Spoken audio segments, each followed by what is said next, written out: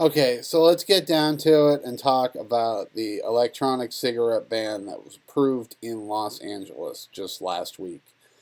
Um, First, we'll talk about the updates since then, but first, let me talk about this growing trend. First of all, Los Angeles, there's a whole bunch to say about it. They can't get any of their laws straight. The fact that they're wasting time comparing electronic cigarettes to analog cigarettes and claiming that the law should apply to both of them equally. I mean, that's just to go into the reasons that that's silly.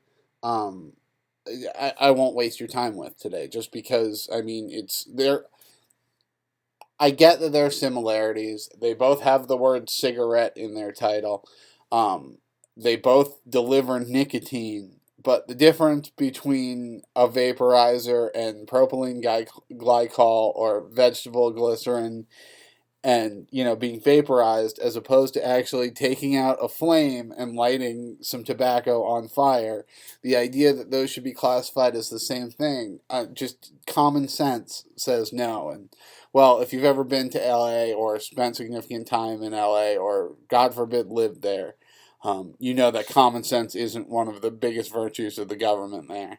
um, but the LA City Council voted unanimously that they should be in the same category as cigarettes, meaning that you can't even use them in public parks when it um, goes into effect. Um, so 41 days maximum after the governor signs, or after the mayor signs it. I'm sorry. So despite things like, this is a good example. A pair of Columbia University public health professors said if cigarettes can reduce even slightly the blight of 6 million tobacco related deaths a year, trying to force them out of sight is counterproductive.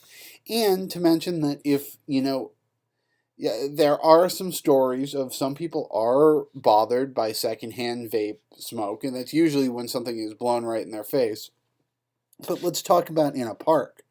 When you walk by someone who's been smoking in a park, even if they haven't taken a puff in 20 seconds, half an hour, a lot of times there's still a bit of a cloud in the air. Now, I would say it's outside, it's in a park.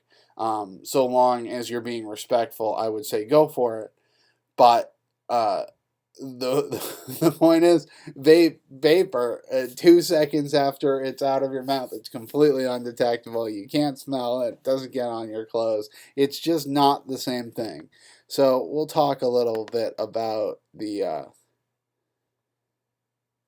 backlash. I mean, following the decision, um, a lot of people are just outraged. It's You go to a bar that doesn't normally allow smoking, and many business owners feel that it's a completely different thing as smoking.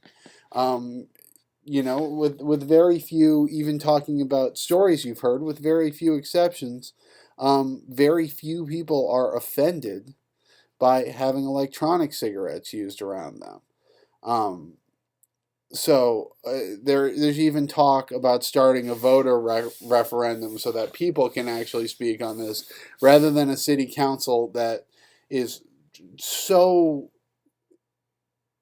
far from reality that they're spending time regulating electronic cigarettes the same as actual cigarettes, instead of getting public transportation or stopping people from shooting each other. So I'm glad that LA has taken over this issue, and I just wanted to take a second to talk about how absolutely ridiculous it is, um, to even consider that they should be regulated the same as actual cigarettes.